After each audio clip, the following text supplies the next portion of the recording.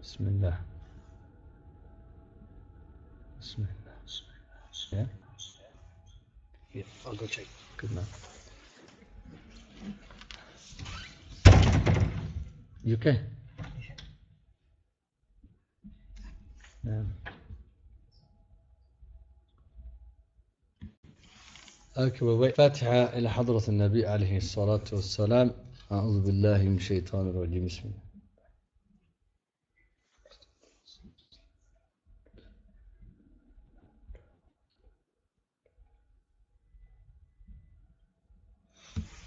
We don't actually need a PowerPoint for this lesson. I think it's more just relating some stories from the life of the Sahabah radiallahu ta'ala anhum. I'll probably vary it between the male and the female of the Sahaba. So we'll do Sahaba and Sahabiyat inshallah ta'ala. Let's get this.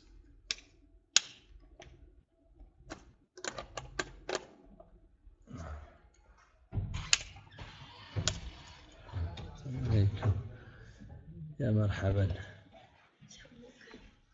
Wait to turn the lesson. You'll find out. Yeah? It's off. Power still not. Downstairs is off. So this is Go downstairs faster with the power. Check the power again, please. You'll find out. Bismillah. Assalamu alaikum, Sayyidi. Kif halikum? Bikhair. Thank you, Hamza. How you doing? Are you well? Inshallah. Hamza. No, not sure. Have you put it on, yeah? It's on from downstairs.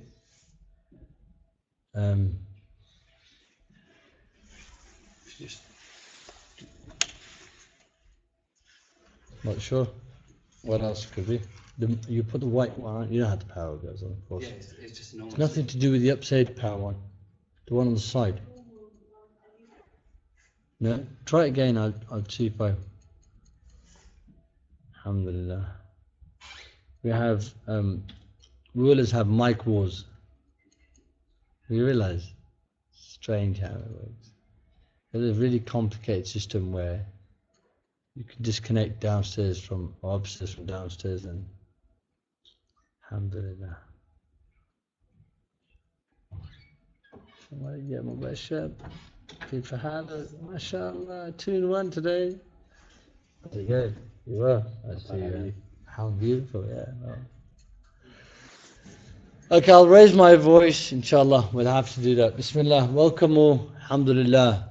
Alhamdulillah. Alhamdulillah. Alhamdulillah, Allah gave us Ramadan. Our teacher, Shaykh Samir, we're not using a projector. This is just more for online. But Shaykh Samir was mentioning something how, no idea, how subhanallah, you know, we couldn't thank Allah enough for Ramadan. And we'll never be able to comprehend Ramadan. The goodness that it brings, you know, the beauty it brings, the treasures, you know, secrets that it has. You know, there's no soul that would ever be able to comprehend except for maybe the Prophet ﷺ. You know, it's amazing. I mean, just look at individuals, look at yourself, think, you know, there's something about Ramadan, it does something to me, it tells me something, it, you know, it changes me in a, you know, like my dad, my mum, been telling me all their lives, Allahu Akbar, you know, they can't change me, they can't get me to pray, but Ramadan does something, get it? I don't really know what nerve it touches, how it does it, you know, and you could feel something in the air, it's tangible, you see. Look at people, young people, old elderly people, you know, himma raised, you get it, like that, you know, they're coming to the masjid, you know, normally they couldn't make time, and somehow something's telling them, people are getting up at night, they're praying Taraweeh, they're the same ones who leave Nafil prayer and run, and they're standing for an hour and quarter, hour and a half in Taraweeh prayer, people waking up, you know, they couldn't normally wake up after an hour or two, but they're up for the Sahri. So this is just the tip of the iceberg. Spiritually what happens, Allah knows best. One thing for sure, where you see this, if you look at the eyes of Ramadan and then you see Allah's telling us to make dua. It's a month of dua. There are lots of dua for yourself, for others, for things that you want. So alhamdulillah, who granted us this month, you know, there's nothing, we don't have this in the Sunnah, where the Prophet ﷺ would prepare and ask Allah, you know, like he prepared for this month. We don't see this anywhere else, 2 months prior to Ramadan, he was preparing for it. What is it? Allahumma barik lana fi Rajab, or fi Rajab, wa Sha'ban, wa ballighna Ramadan. Yeah, that's why some scholars say, Ibn Rajab al-Hanbali mentions in his commentary, in one of his commentaries about Ramadan, how the awliya of Allah, people connected to God, they would start preparing, they ask Allah 6 months before Ramadan arrived, looking forward, asking Allah to give them life to see Ramadan and so forth. And then 6 months after Ramadan, they would be thanking Allah. Like the whole year, sort of in preparation, or even bidding farewell, thank you for the blessing of Ramadan. So this is, this is what we're dealing with. We're so fortunate, alhamdulillah, that Allah gave us this incredible month, So what I'm going to do is, I have a beautiful book called Atfal Hawl al-Rasul sallallahu alayhi wa sallam by Dr. Abdul Hamid al-Kandahi al-Siyadi al-Rifa'i al-Hashimi. He's an Ahl Bayt Rifa'i Tariqah, scholar. He wrote a book about children around the Prophet sallallahu alayhi wa sallam and Sahabah. And I think it's quite empowering, and inshallah ta'ala we'll benefit from it. One thing for sure, hopefully we'll walk away with lots of new names, you see. And if I feel there's a need to make a PowerPoint, I'll probably do that, if it makes it easier. Today I only wanted to go through 2 names, and they're well known. And so remember the format as well. So every month, what is it? Thursday, isn't it? Yeah, Thursday we do stories of the Sahabah. Tomorrow we have a beautiful topic. We're going to do the Shama'il. So you're here tomorrow, and I'll give you a book as well, inshallah, if you don't already have the book. And then Sunday we have, what do we have? Riyadh Salihin, there you are. And so we'll be reading hadith of the Prophet, which I love, because every time you read a hadith you say, Qala Rasulullah, the Prophet said. You repeat those words, that he said, and you're able to, as a listener, hear what he said, and it's lovely to hear. And for 1500 years, people have been saying, Qala Rasulullah, the Prophet said.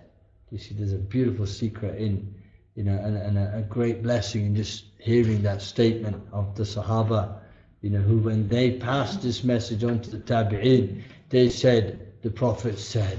So inshallah we have a program. You've seen the poster. If not, there's one downstairs. So the first one he starts with is he says Awwal Hashimi, first Hashemite, who was born from a female Hashemiyah, born to a Hashemite. And remember, Hashemi is the tribe of the Prophet. They were Banu Hashim, the children of Hashim, the great grandfather of the Prophet. So the first Hashemi, they're born to a Hashemiyah, inside the Kaaba. Is that clear? So some narrations say, and we're speaking about Sayyidina Ali ibn Abi Talib, that he was born inside the Kaaba.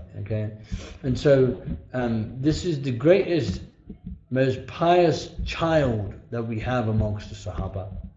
Is that clear? Because he's somebody who received tarbiyah. You got a tarbiyah. You imagine, you've got all these students and they've got their teachers, and you've got some of the best tutors on earth, and you've got all these students and they've got their sheikhs, and they've got their sheikhs in tariqah even, and there's some amazing work being done. Is that clear? Imagine somebody as a child raised in the house of the Prophet, you see, and the type of tarbiyah, training, discipline he must have received, which is quite incredible. You see, and who is this? Sayyidina Ali, because he's born as a baby, even as a baby, probably picked up by the Prophet of God, because that's his cousin brother. Remember, he's got really close cousins to the Prophet. He's got Sayyidina Ja'far, Sayyidina Ja'far, and you've got others who are closer in age to him. This is much younger. It's your younger Qazi. You see people, they pick him up, they drive him around. Who's that? That's my cousin. But he's a baby and give lots of love. So Sayyidina Ali is raised like that, right? And with the Prophet ﷺ, playing with him, maybe, you know, taking him out and so forth. And then there's a point where he comes into the house of the Prophet ﷺ. So this is Sayyidina Ali ibn Abi Talib radiallahu ta'ala. So he's got tarbiyah, okay, akhlaq, tarbiyah given by the Prophet ﷺ, and inside his house. And he took directly from the knowledge of the Messenger of God sallallahu alaihi wasallam. You know, they say, the shariba min zamzam nabuwatihi. You drink zamzam, you know, people drink lots of different, they say, I have, what did you have? They have sharbat, they have ruh afza, Ramadan, you have lots of different things. Each person has something they drink in their house in Ramadan type of thing, right? You know, then you have zamzam, which is amazing. Why is zamzam so mubarak? Because Allah made it as a miracle, yeah? And then another reason, because the Prophet spat in zamzam. You see, this is one of the wells that Rasulullah spat in. Is that clear? So here, the wording he used is beautiful. So he said he drank from the zamzam of prophecy. You see, from the well of prophecy. You see, meaning he took from the knowledge of the Prophet of God sallallahu alaihi wasallam, and that's quite incredible. Okay, and who are we talking about? Sayyidina Ali radiallahu. So he was the first one to become Muslim from the children. Children become Muslim, yeah. And we have this question now. You know, well, what age should the kids fast? What age should children start fasting? At what age does it become binding upon them to fast? We know as binding, okay, where they have to necessarily when they reach the age of puberty. For the girls, it's very clear. Yeah, they become young women by menstruating and so forth. You know, do you want me to? Yeah. So here, for the boys, you know, when they grow slightly older and they start to develop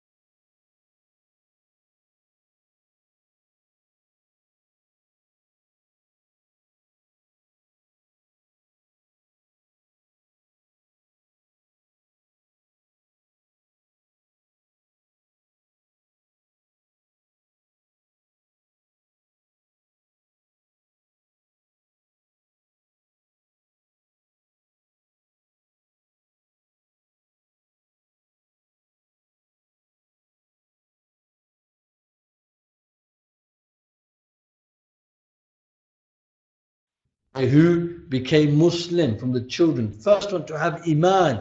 Like I say, La ilaha illallah, and you're Rasulullah sallallahu alaihi wasallam. First one from the children to pray. First one? Oh, am I going to look up? You don't need this, right? No, you take it off. Take this one yeah, off. take that off, please. It's bad enough.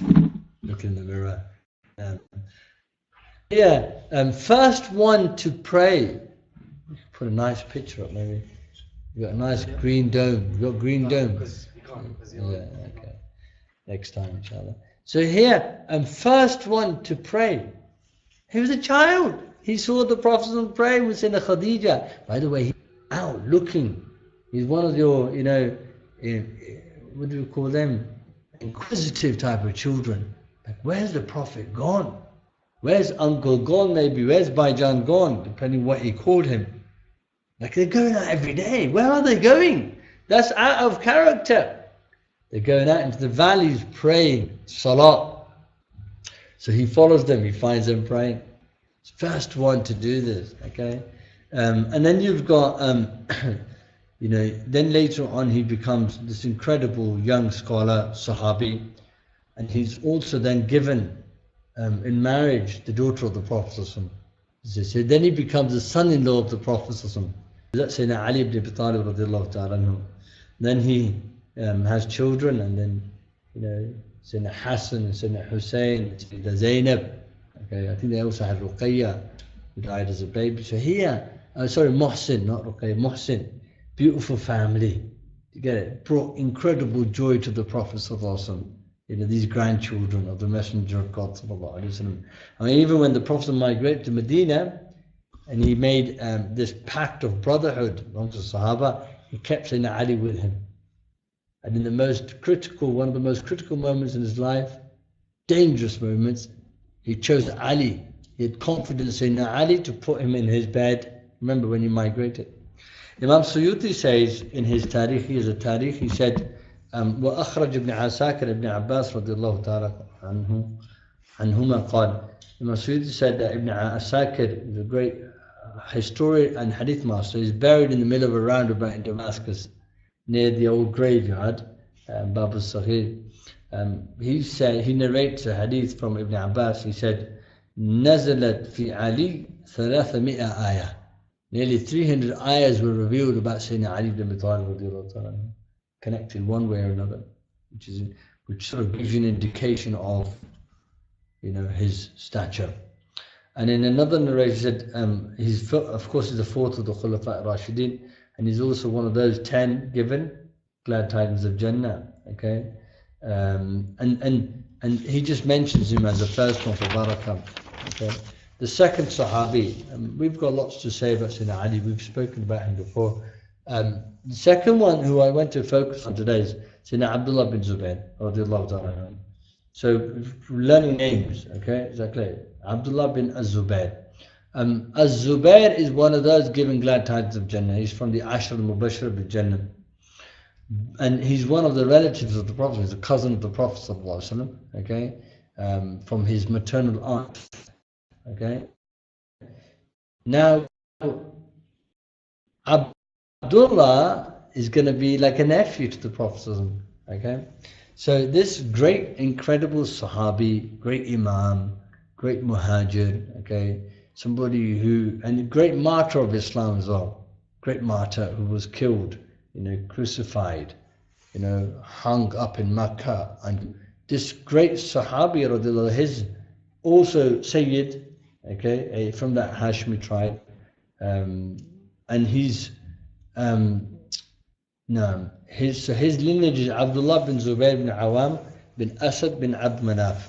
So you see, Abd Manaf is the great-grandfather of the Prophet, great-great-grandfather of the Prophet. So his lineage connects.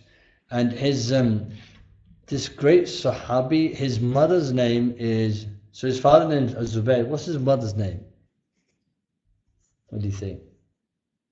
So from his father, his lineage is connected to the Prophet. But from his mother, what do you think? Let's try it. Where's my phone gone?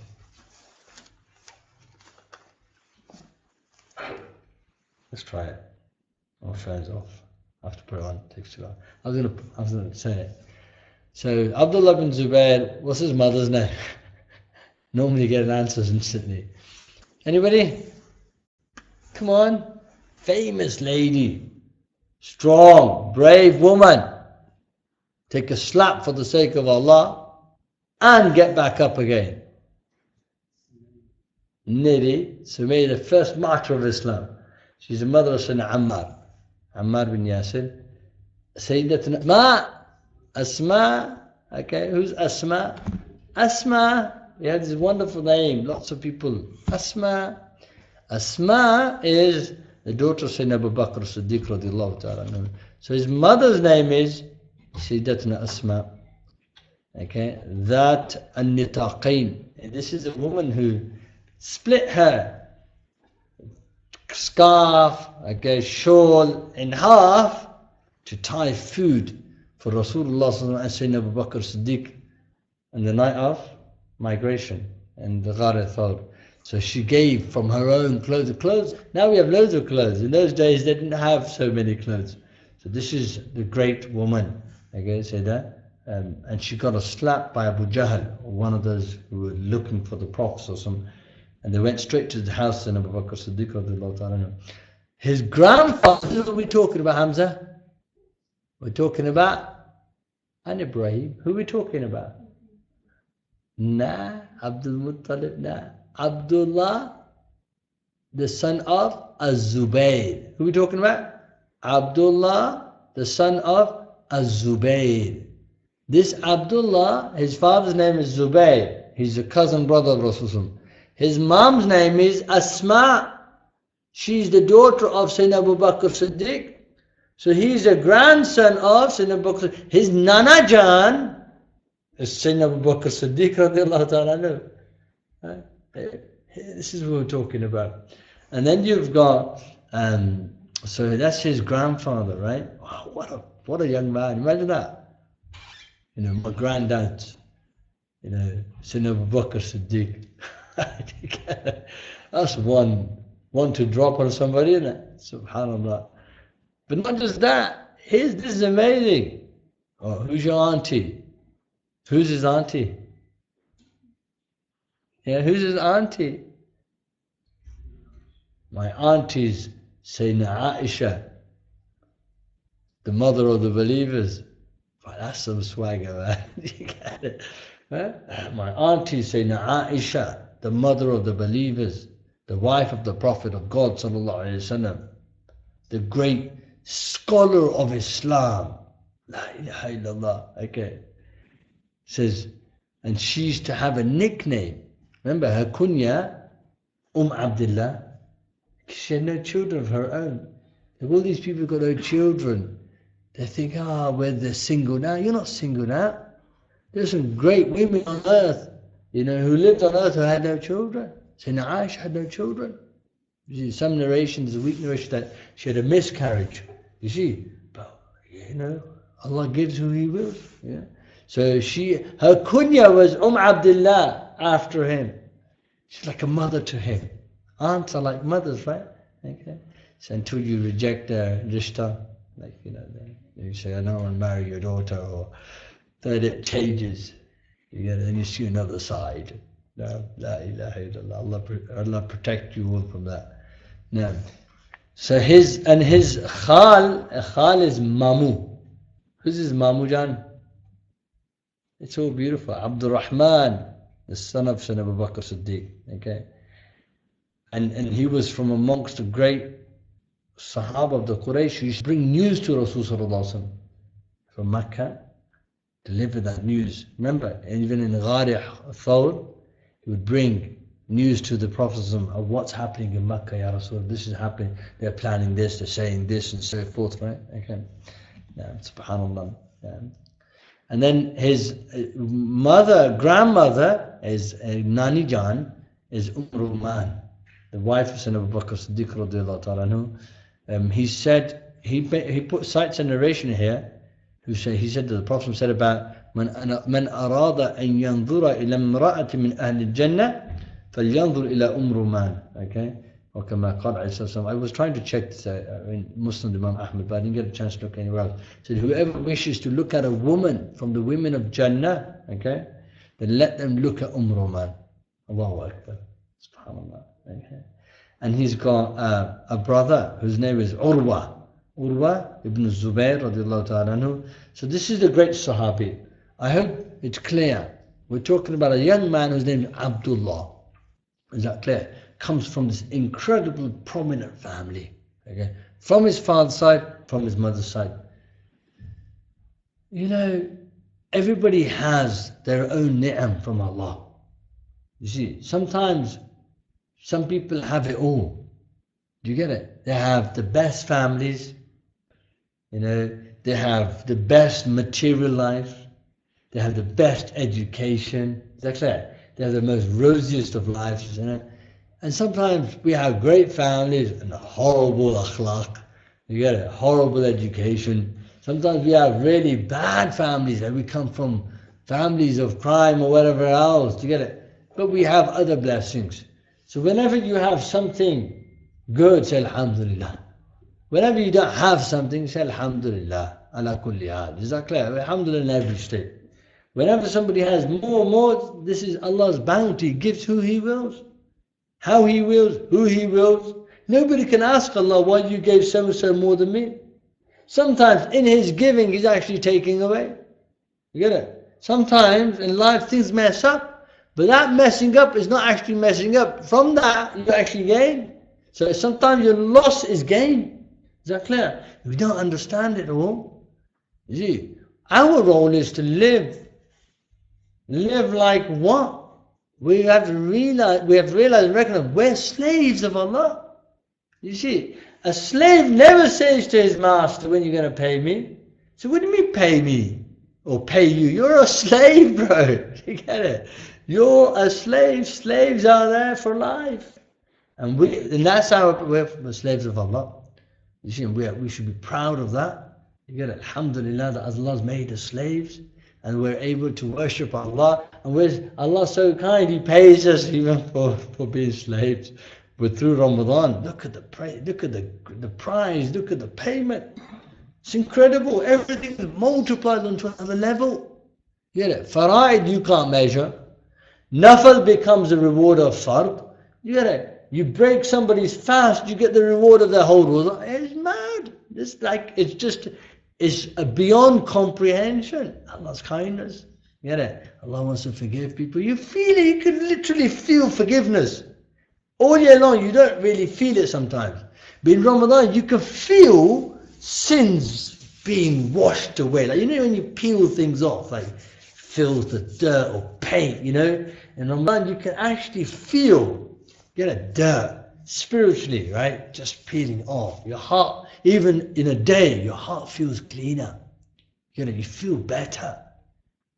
So, Allahu Akbar. This is a great ni'mah from Allah subhanahu wa ta'ala. So here, when they came to Medina, his mother was pregnant with him. Who are we talking about, Hamza? Abdullah, the son of Zubair. Abdullah ibn Zubair, yeah? Who's pregnant? Not Abdullah. Asma is, she's carrying him. We live in a time of confusion, so you have to clarify everything. Asma's carrying him.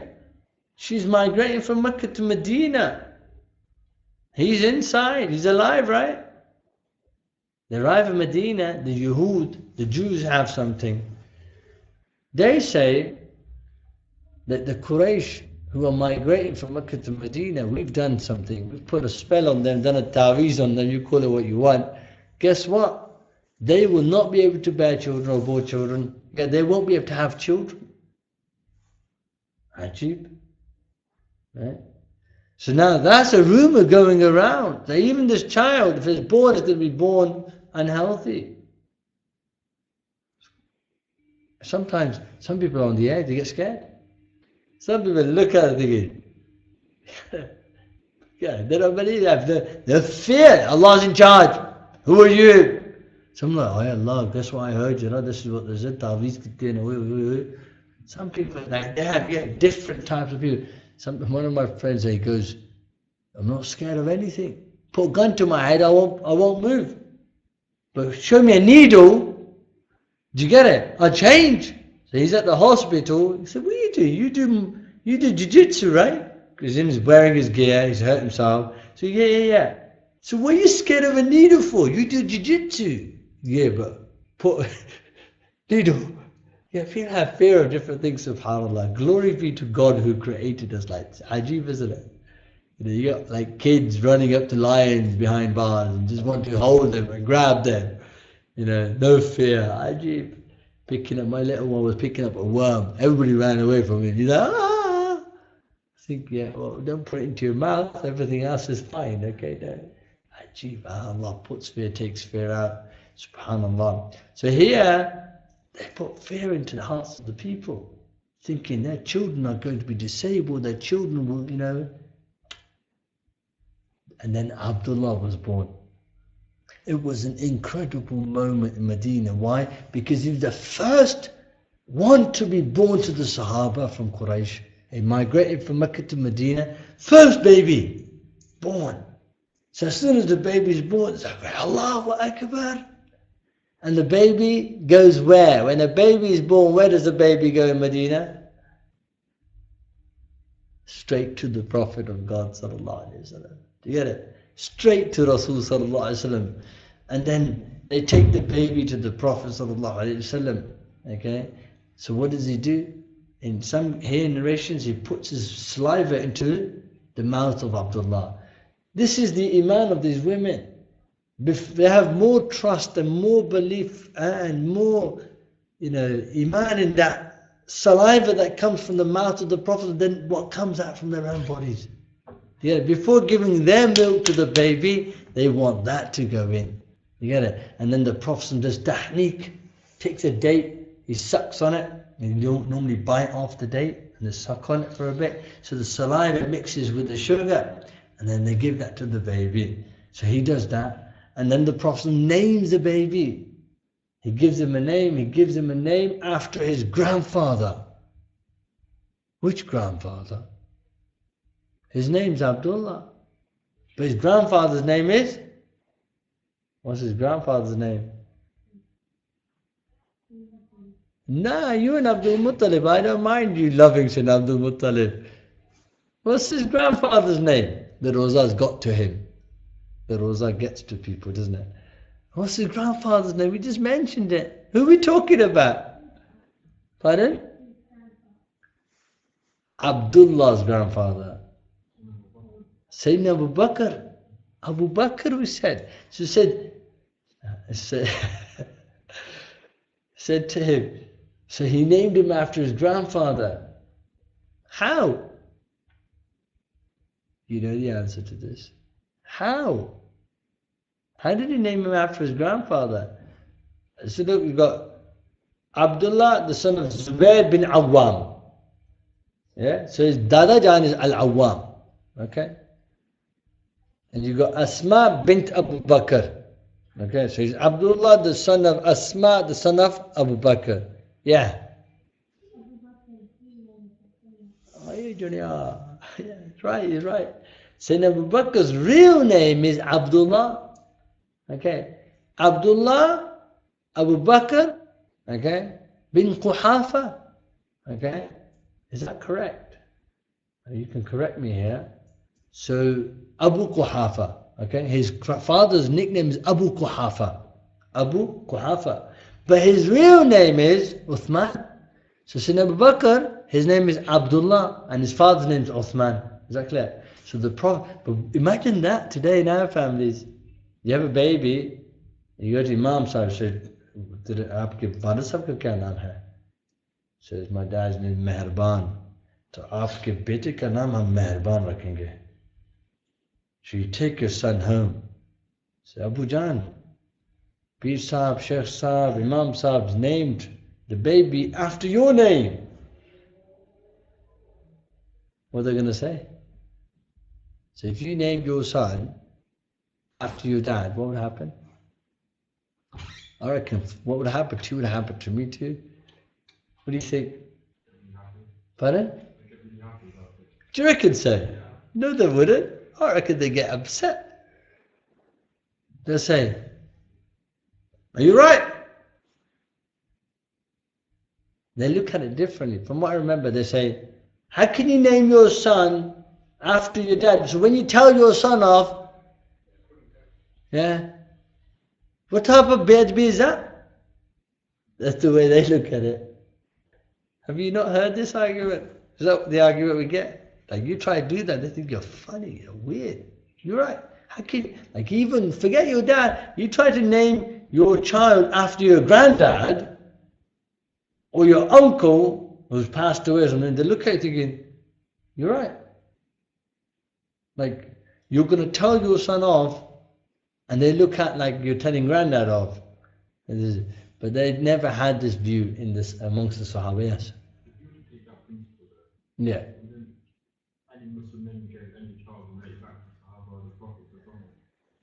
I mean, first of all, the principle is not a real principle, okay? You're right, we couldn't work like that. This is why Sayyidina Umar ibn Khattab radiallahu ta'ala anhu, you can apply it to some extent, I guess. They say he stopped people from naming their children Muhammad in Medina Sharif because people would say, oh, Muhammad, they would call it like this, and so he stopped them because he wanted them to have adab with the name of the Prophet sallallahu alaihi wasallam. You see? So even Mo Salah, for example, we need to call him Muhammad Salah. Because Mo is short for Muhammad. We don't like that. We don't function. We say Muhammad Salah. You see, even though with the English it is what it is, even that Mo Salah is amazing at the moment, leave it, but do you get my point here? It's adab. Adab is amazing. Not everybody has it. I took my kids out somewhere in rural, Amersham somewhere, and I was in the car park and I was facing the other way. I thought, just ignore somebody coming, right? And this middle-aged lady or late middle-aged turned and said, "Good morning." It was amazing. Like adab is adab. Some have it, some don't have it. And it was just some people have incredible adab. And adab you can't go wrong with. So here adab. So some people only relate adab. Their adab only relates to what? Family, things they can see. You get it? Oh, you say, "I'm going to Medina Sharif." You know what? Better behave, bro. Astaghfirullah, astaghfirullah, astaghfirullah. I'm going to Medina Sharif. Astaghfirullah, astaghfirullah. You get it? I'm going Umrah. I have to astaghfirullah. What should I do now? Man, better get rid of my dodgy movies and you get it, whatever else, and make tawbah to Allah because I'm going to Mecca. I'm going Umrah. Oh, Sheikh Saab's come, peace Saab's come to the house. Man, better start praying my namaz, get my with back on track again. Do you get it? Or do something to the house. The Prophet's hair is coming. Oh gosh, come to my house. Wash the hair out. You gotta do what you wash the house out. Do what you need to do because it's. Oh, look who's coming. Oh, put your scarf on out of adab for. Do you see? So a lot of people's adab's to do with people or when that's sort of limited knowledge. You get it? Allah's always with us. Get it? Allah's always with you. Now that Ramadan's come, a lot of us change Ramadan. You get our awareness and so forth. It's better. Nothing's changed. God's always been there. But it's good. It's good you have adab with Ramadan. That's what I say, teach your children not to eat in public in Ramadan. I saw some Muslim kids today walking, eating sweets. We should teach our children not to eat in public in Ramadan. Even if they're not fasting, some of the younger lot. But don't. You're going to eat, go and hide and eat. Why hide? Get it? Where shall I hide? Go in the kitchen. But everybody, no, don't eat. Adab, adab. Adab for Ramadan. And some people don't have, they stop sinning. Do you know what they say? They say, they go to the gym, they go, "I'll see you after a month," which is not a sin, but they might have other things. They might meet with certain people and say, "You know what, I'm not going to see you for a month." Why, Hassan? Why, Ahmed? Oh, it's Ramadan. There's people at college, boys and girls say, "I can't talk to you for a month." Why? Ramadan. So they're becoming, "I'll see you after Ramadan." They say, this person's got adab there. There is something there. You see what I mean? So this is, adab is amazing. So this Abdullah, they again, we know now that our understanding might be cultural, okay? But if the Prophet put that as a sunnah, for sure, there's nothing wrong with it. Do you see what I mean? There's nothing wrong with that. I have a friend, his name is Muhammad, his father's name is Muhammad, so he's named after his father. Lovely, yeah? His name is Muhammad. That's his name. Beautiful.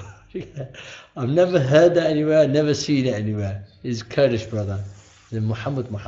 SubhanAllah. So when he became a young man, he went to give bay'ah to the Prophet ﷺ.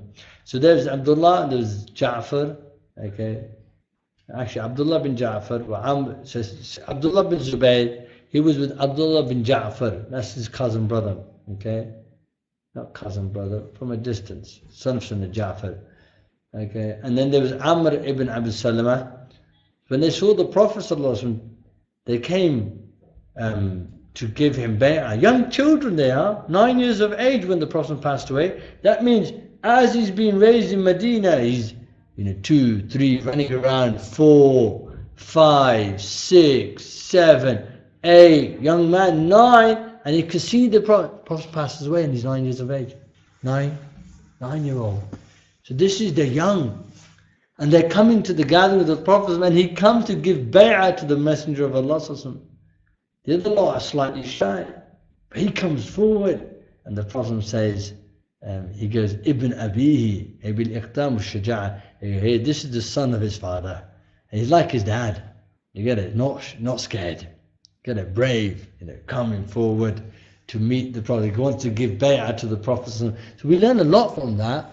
We learn that we should expose our children, at a young age, to scholarship, to scholars. I did this with my children, but I haven't maintained it, and hopefully we can maintain it. Maybe we can revive it in Ramadan.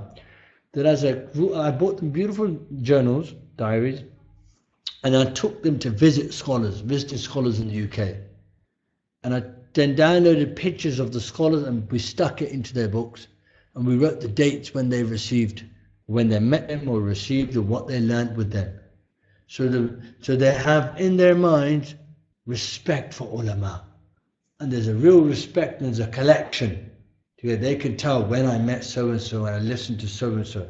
Do you see what that does? That puts something into their mind. Instead of them playing football cards and, with all these little things, oh, guess what card I got, bro, Ronaldo, whatever. Actually, Ronaldo, who's he? Muhammad Salah, look at that. There's something happens. They start to have ta'zeem and respect and honor for these names and so forth. So we have to find ways to do this. But you see this young man, 9 years of age, brave enough to approach the Prophet ﷺ and do this. And then they say in his worship, radiallahu ta'ala anhu, something incredible. He's well known for his worship. They say, كَانَ قَارِئًا كِتَابِ اللَّهِ. He used to recite the Quran.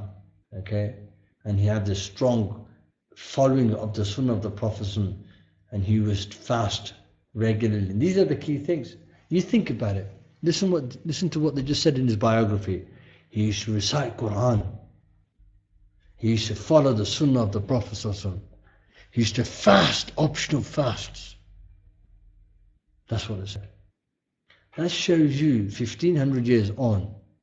You see, the greatest things that people could have done and can do at any time is recite Quran. This is the month of Quran. The best thing we can do in this month is Quran. You get it? Protecting Quran, revising Quran. See, why? Protect this Quran for future nations or generations to come. Asla, read Quran. So if you haven't read Quran today, so what are you waiting for?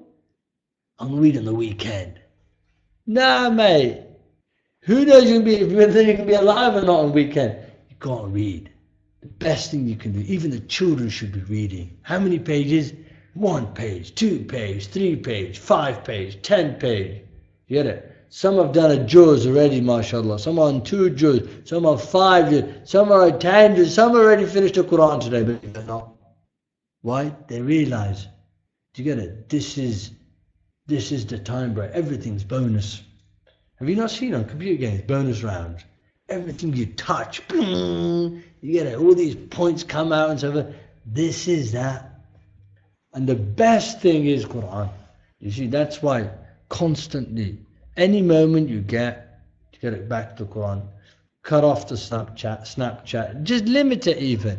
Is that clear? And just limit it. Get it? Every hour of your day, 5 minutes of Quran on the app. 5 minutes, 5 minutes, 5 minutes, 5 minutes.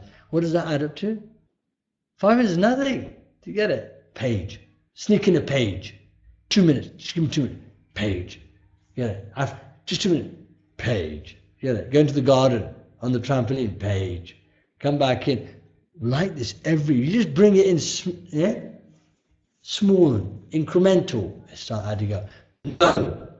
And don't for a moment say, I can't do it. That's not good enough. You get it? You gotta find a way, I'm gonna do it. Is that clear? How, Ya Allah, you help me? Somebody might say, I read slow. It takes me 2 hours to read a Quran. Or a juz, a sabara.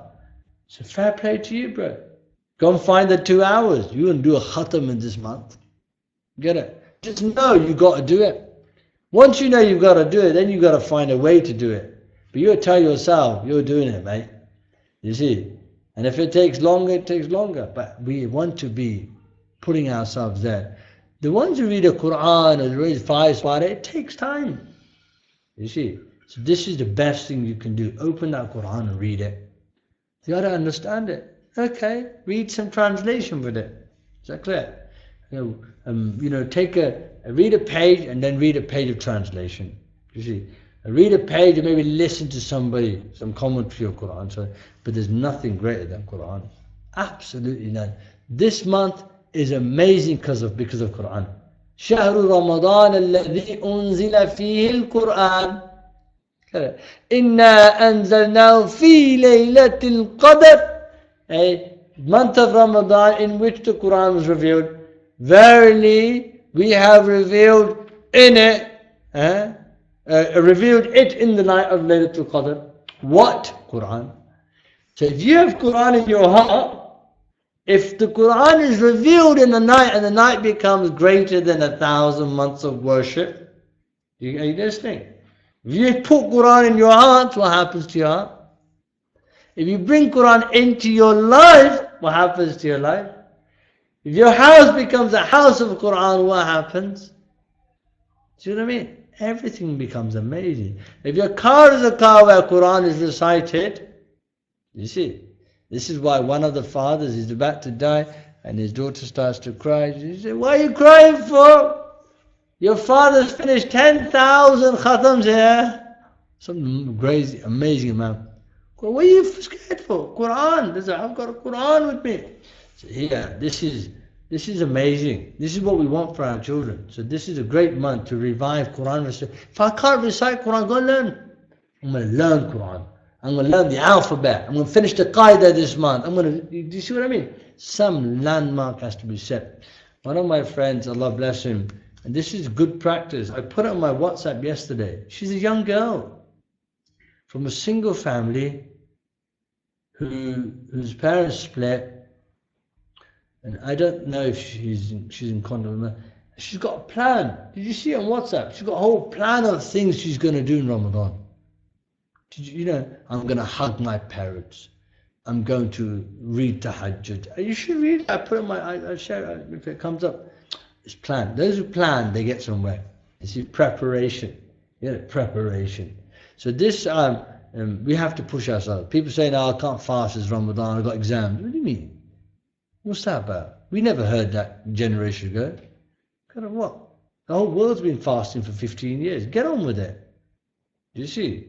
Grow up, Oh, you don't know. I do know. I did loads of exams. Yeah, just get on with it. The whole world's got it. The Palestinians, look what's happened to them. Guaranteed. They're not breaking no fast. Yeah, they don't even have anything to eat, but they're not leaving their fast. No way. Just get on. Just prepare. Do things, whatever. But no excuses. Unless you're ill. If you're ill, heavy bleeding, this, that, go to a Muslim doctor, lands here, and loads of them, alhamdulillah, loads of them, ask them, and then find a way around it, inshallah. So listen to this, and we'll end with this. Look into this. I've never heard anything. Here we go. They said, okay, فَقَالَ فِي حَقِّ ابْنِ أَبِي مُلَيْكَ صَاحِبُهُ. His friend said this, describing his friend, describing the worship of Abdullah. Are you ready for it? This is quite amazing. His friend is going to describe. Friends know their friends. Nobody knows them better. Sometimes friends know their friends better than siblings know them. Agreed or no? And even spouses, even parents in a different way. This is what he said. He said, okay, Wallahi. He was speaking here, because Wallahi, I think, hey, look, yeah, he's describing his worship to Umar ibn Abdul Aziz. Okay, so Abu Mulaika, his mate, that's his name, is describing to the Khalifa Umar ibn Abdul Aziz how Abdullah used to worship Allah. Because Wallahi ma ra'aytu nafsan rakibat bayna jambayn mithla nafsih. Because Wallahi, I never saw a soul in between these two shoulders or in a body like his soul. لَقَدْ كَانَ يَدْخُلُ فِي الصَّلَاةِ. He used to enter namaz. So, Allahu Akbar. Enter. Allahu Akbar is the key. By saying that, you enter namaz. when he would enter namaz, فَيَخْرُجُ مِنْ كُلِّ شَيْءٍ, he would enter namaz and he would leave everything else. Get it? Like he'd go into namaz, delve into it. Some people, I see this in treats. They dig, they go into a waffle. Oh boy, they're into a waffle like that. Oh, burgers, we see that with films, we see that with games, yeah. We see that with movies, we see that with football. I'm one of those football like that. Everybody, Mo Salah, Muhammad Salah. Okay? Everybody has their own thing. But how amazing when you can bring it into Salah and Quran. Shaykh Ahmad Habab rahimahullah would do it with Quran in his shop in the middle of Damascus. You've heard this many times before. It was a shop that he could have earned incredible rent on. When you entered that shop, there was nothing else there. You sat down and you watched and you enjoy this moment. You can see somebody reading the Quran. Okay, so imagine you own a shop. It's like having a shop, Broadway in London, or Park, I don't know, somewhere posh, like in the center of Damascus. All these shops where they're all wholesalers. You get it? Like big businesses. He had a shop, not interested. He would open it, sit there, read Quran. People would come in, sit and listen to him. But when he read Quran, you look at it thinking, he's not here, bro. Again, he's somewhere else. So they said, لَقَدْ كَانَ يَدْخُلُ فِي الصَّلَاةِ فَيَخْرُجُ مِنْ كُلِّ شَيْءٍ. كَانَ يَرْقَعُ, he would do يَرْكَعُ, he would do ruku', أو يسجد, or do sajda, فَتَكِفُ الْعَصَافِيرُ فَوْقَ ظَهْرِهِ وَكَهِلِهِ. Hey, when he would go into ruku' or sajda, he was so still, so tranquil, that even the birds would come and stand on his back. And the birds are smart. They could tell even the slightest of movement. Okay, Allahu Akbar. From his long standing and long sajdas, you think he's a wall or something. And this is the tarbiyah given to this young man. Is that clear? From the Sahabah. They said, look at it. They said, Subhanallah, radiallahu ta'ala, he was struck by the manjaniks, these little, what they called again? Slingshot, like catapult, thank you, Jazakallah. And when the Hajjaj's army attacked Mecca, and he was there, he's trying to defend Mecca to Mukarramah, he was killed in Mecca. And he was praying, he wouldn't move, when things would come flying, hitting him, he wouldn't move. When it come to worship, completely immersed.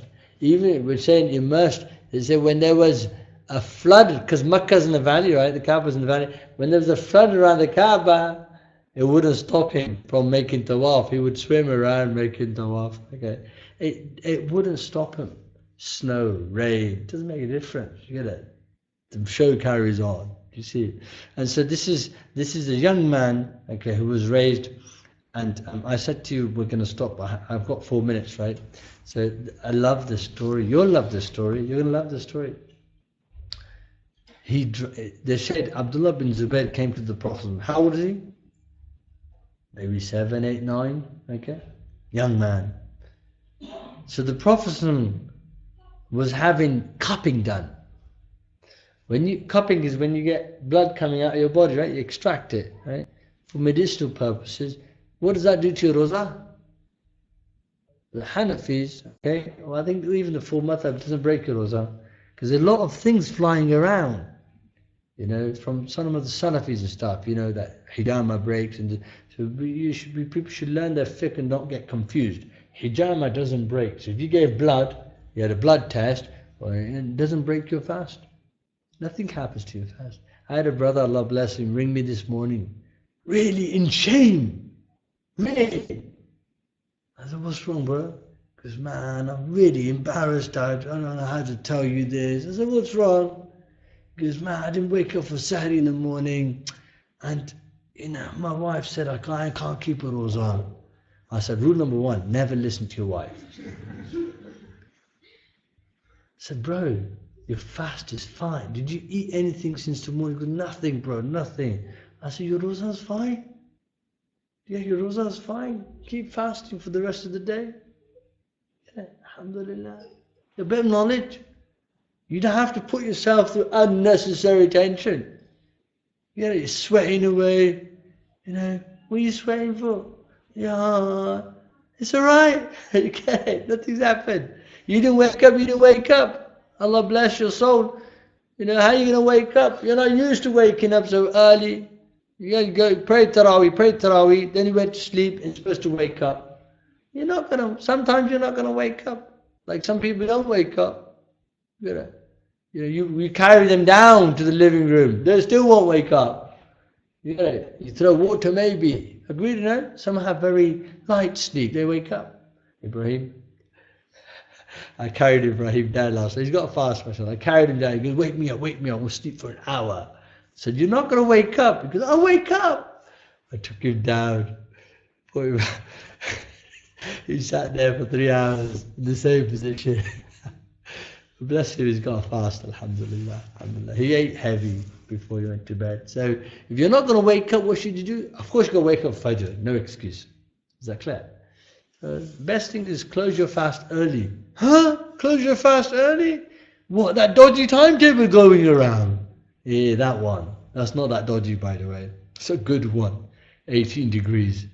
On one of our family groups, somebody's making fun of the group. He goes, how can you have fun? I say, look, he's laughing at himself. Yeah, just because you don't understand doesn't mean it doesn't exist. So this 130, 140, this timetable, I think last time was 157, as far as I understand. But it's good. Why? Because it's the most strongest opinion as well. Pray Taraweeh, eat Sahri, close it at that time, pray your Fajr, go to bed, and have uninterrupted sleep. But my dad doesn't accept it. My dad says, so some parents will fight them. Exactly. So you have to. Anyhow, so he goes to him. So he's having hijama done. He goes, Ya Abdullah, come here. Young boy, 7, 8. He goes, take this blood, okay, and pour it away somewhere where nobody can see it. Okay, and get rid of it. Listen to the instructions. Pour this blood, pour it away. Normally where? In the drain, in the back of the garden, somewhere where nobody can see it. Very specific instructions from the Prophet ﷺ. The young man goes, okay, when he disappeared, he went and he took the blood, right? Subhanallah, Allahu Akbar. And he dealt with it. And he came back. He said, Ma sana'ta bid-dam, what have you done with the blood? Ya Abdullah, what have you done with the blood? قال جعلت في أخفى مكان علمت. Because I put it in the most secret place I could think of. أخفى مكان علمت أنه يخفى علينا. Because the most secret, the most hidden place from people I could think of, I put it there, Ya Rasulullah. He goes, قال لعلك شربته. Because perhaps you drank the blood, Ya Abdullah. قال نعم. Because I did, Ya Rasulullah. He's right. He put it in the most secret places. Can anybody find it inside? But you look at how intelligent this 7-year-old, 8-year-old, 9-year-old is. Yeah, smart. He understands. This is, look, here he is, holding. The Prophet said, hide it in the most secret places. This is the blood of Rasulullah. Look at the adab. Look at the adab in the blood of this young man, right? That he takes it thinking, I can't throw the blood of the Prophet away. And the most secret place I can think of, Bismillah. He drinks the blood of the Prophet of God. Look at how smart this man is.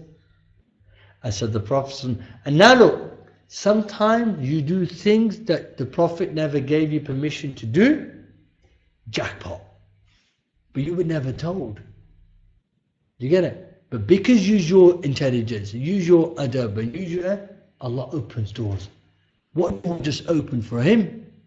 The Prophet ﷺ This is, look, he goes, قال وَلِمَا شَرِبْتَهُ?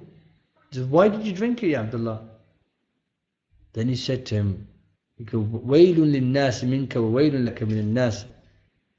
In another narration, it mentions how the fire of hell will never be able to touch him. Okay, or he gave that as a reasoning. Here, that he would be protected from people and people would be protected from him. Okay, and then they said, we used to see that the physical power and the drive that he had as a human being, the secret was this. You see, that what he had in him. This is why we say, when you feel Allah's given you a baby and so forth, plan, pre-hand, get a date, get some water, zamzam, get some water, made dua on by some pious scholars, and give that to them. So that can mix into them. This is what we say, eat halal, eat good. That halal kamai has barakat in it.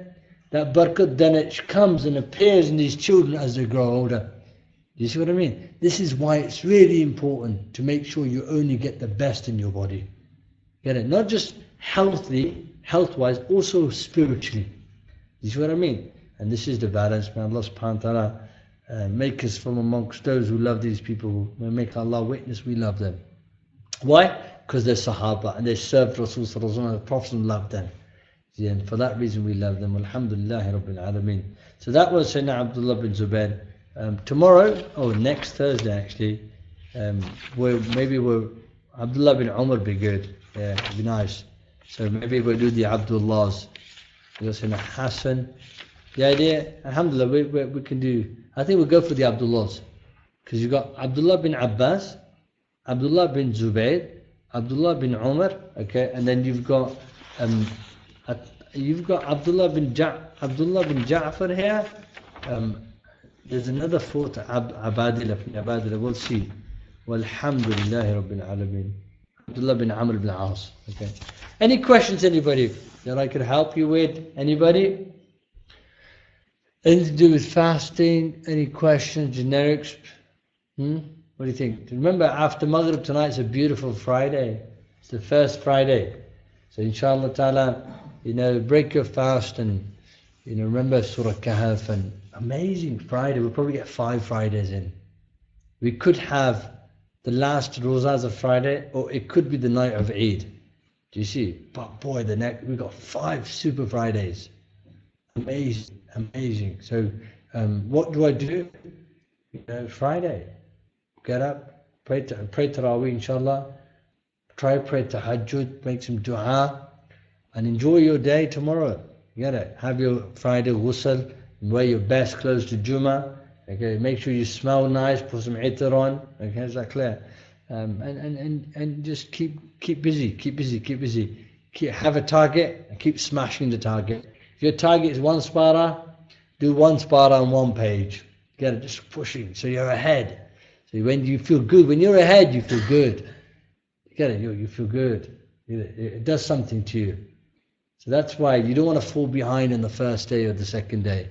And if you're behind, sort it out, inshallah. Well, alhamdulillah. No questions? Hamza, who did we talk about today? Yeah, Abdullah, the son of Zubair. Ibrahim, what was his mother's name? Sayyidatuna Asma. Who else we got here? Cameron's A-level student. Can't ask him anymore. We put a message out. Read Fatiha for all the GCSE students. So what about the A-level ones? In my heart I said it's too late. You're old enough to make your own du'as. Allah bless you. Allah make it easy, put barak in your time. Alhamdulillah Rabbil Alamin. Fatiha ila hadrat al-Nabi alayhi salam. Fatiha to the soul of all these great Sahabah. And may Allah subhanahu wa ta'ala, through their means, bless us in Ramadan, inshallah ta'ala. And Allah make us from amongst those who are forgiven and have His mercy. And Allah free us and our families and our teachers from Jahannam, Ya Rabbil Alameen. Fatiha.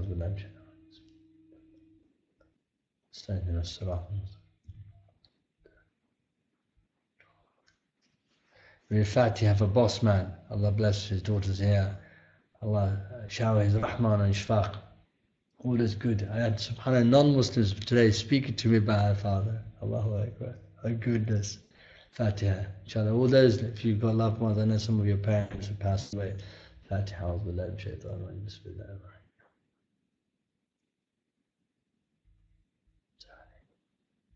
Sallallahu alaihi wasallam. Jazakallah khairan. See you tomorrow. Inshallah, tomorrow, Friday, we're going to do Shama'il. It's going to be nice. Shama'il. Alhamdulillah. Allahu Akbar. We may end.